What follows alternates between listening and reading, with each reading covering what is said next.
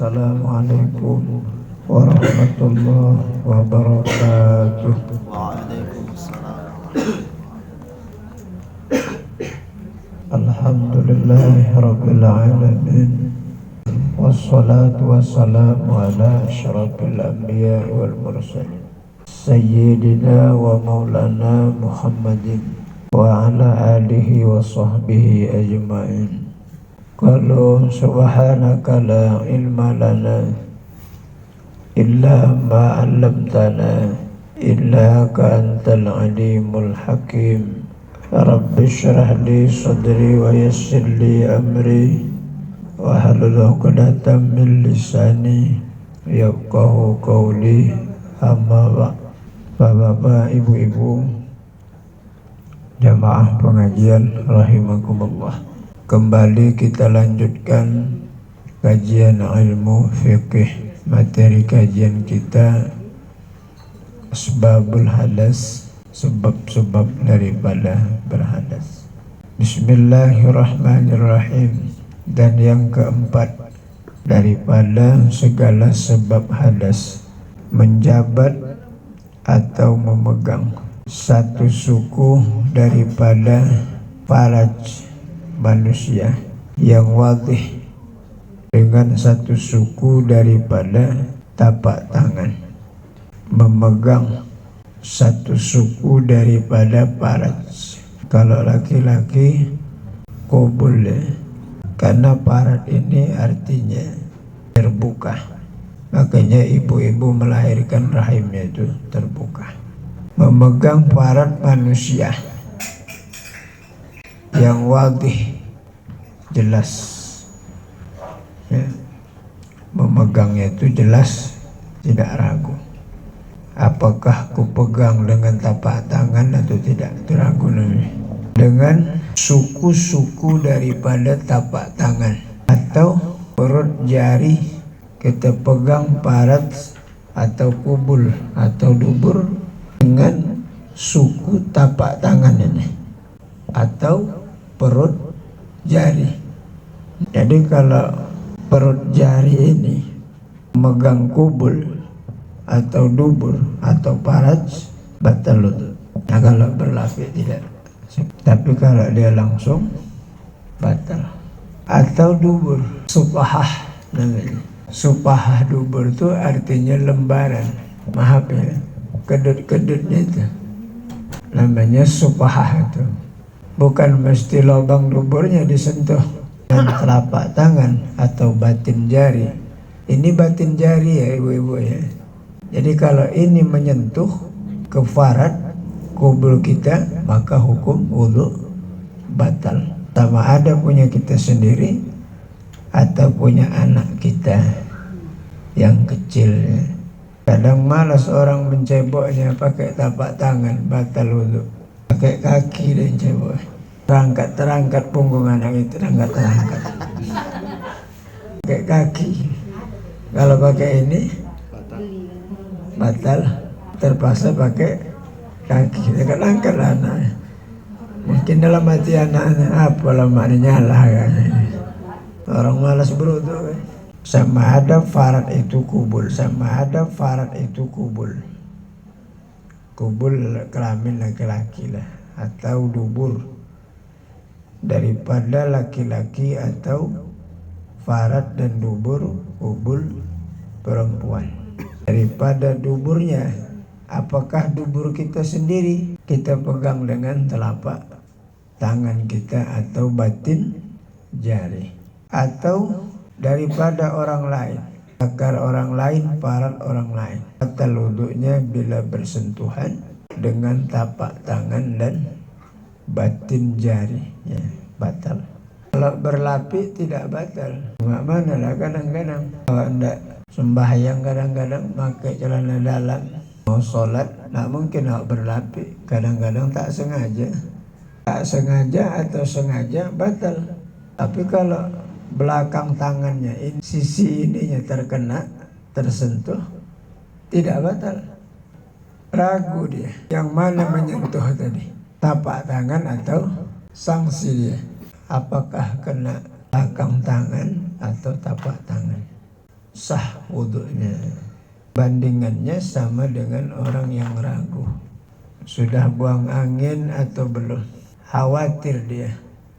Maka masih boleh wudunya itu dipakaikan untuk sholat.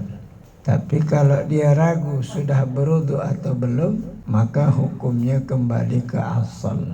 Belum berwudu dia. Dan jikalau kita sentuh kubul dubur mayat, kita sentuh kubulnya dengan telapak tangan, itu haram itu kalau nggak dilapis.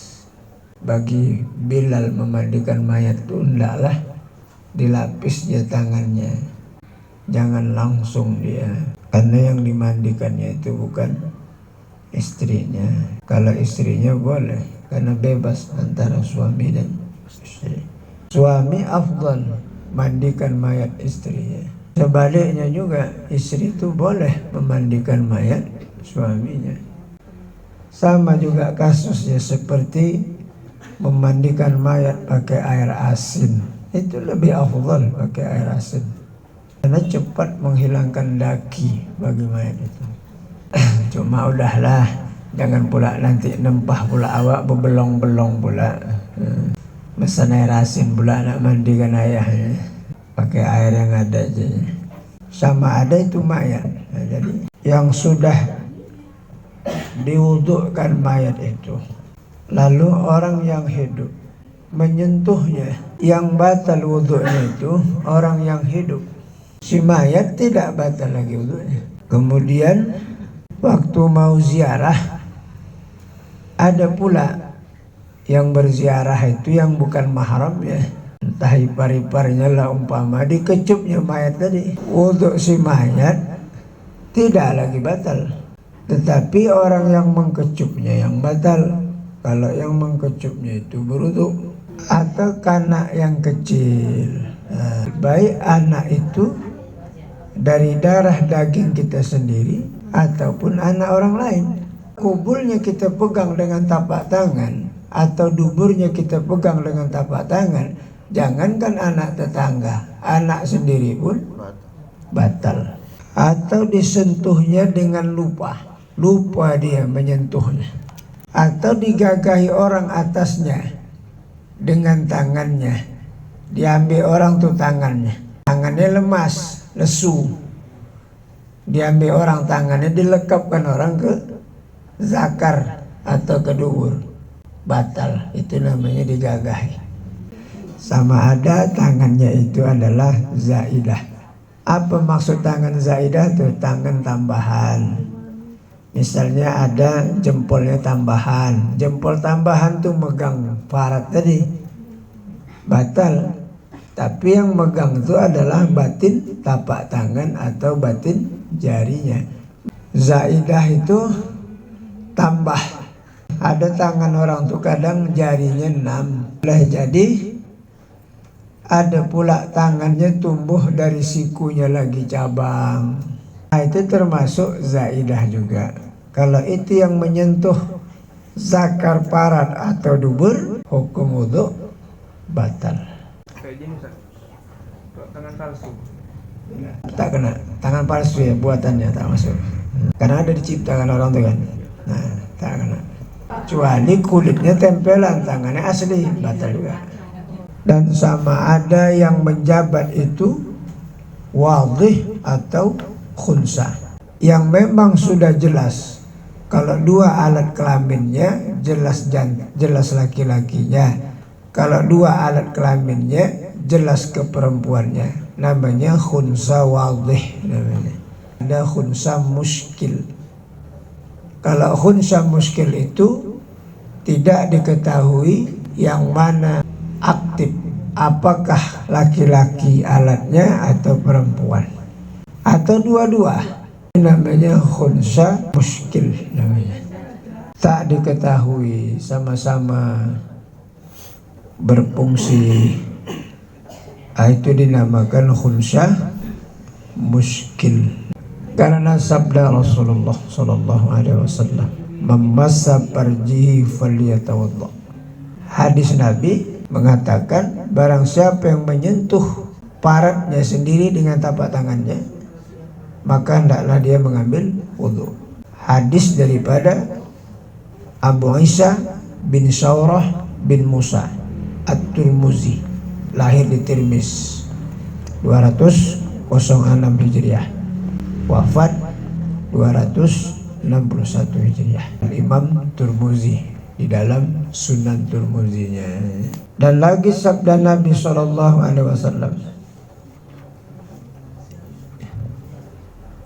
iza afdha ahadukum biyadihi ila farjihi wa laysa bainahuma syatara wala hijabi falyatawalla.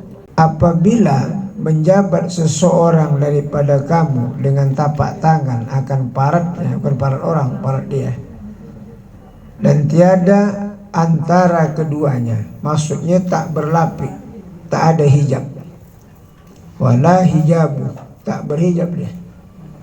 Tapi kalau berlapis seperti sarung tangan karet untuk orang melahirkan itu tak batal. Kalau berlapis ya. Kalau tak berlapis maka hendaklah ia mengambil wudhu. Hadis riwayat daripada Ibnu Hibban di dalam sunannya, Sunan Ibnu Hibban. Bermula parjun, parat. Pada lughah, menurut bahasa, yang dimaksud dengan parat itu adalah syamilun, artinya sempurna ia bagi parat perempuan, memang betul-betul parat. Dan zakar bagi laki-laki, ya, bagi perempuan namanya adalah faraj, bagi laki-laki ada namanya zakar. Dan dubur perempuan dan zakar bagi laki-laki dan dubur keduanya, maksudnya dubur laki-laki dan dubur perempuan. Nah, sudahlah, seginilah kaji kita ya. Kan datang ada pergi. Alhamdulillahirabbil alamin. Wassalatu wassalamu ala asyrafil anbiya wal mursalin sayyidina wa maulana Muhammadin wa ala alihi wa sahbihi ajma'in. Irhamna ya arhamar rahimin, ya arhamar rahimin, ya arhamar rahimin. Allahumma anzil rahmah wal maghfirah wal ni'mah wal inayah wal taufiq wal hidayah wal istiqamah alaina ala hadhihi al jamaah wa ala al muslimina wal muslimat wal mu'minina wal mu'minat innaka ala kulli syai'in qadir. Rabbana atina fid dunya hasanah wa fil akhirati hasanah wa qina azaban nar. Wa sallallahu ala sayyidina Muhammadin nabiyil ummi wa ala alihi wa sahbihi wasallam. Subhana rabbika rabbil izzati amma yasifun. Wassalamu alal mursalin alhamdulillahi rabbil alamin. Wabillahi taufiq wal hidayah. Assalamualaikum warahmatullahi wabarakatuh. Waalaikumsalam.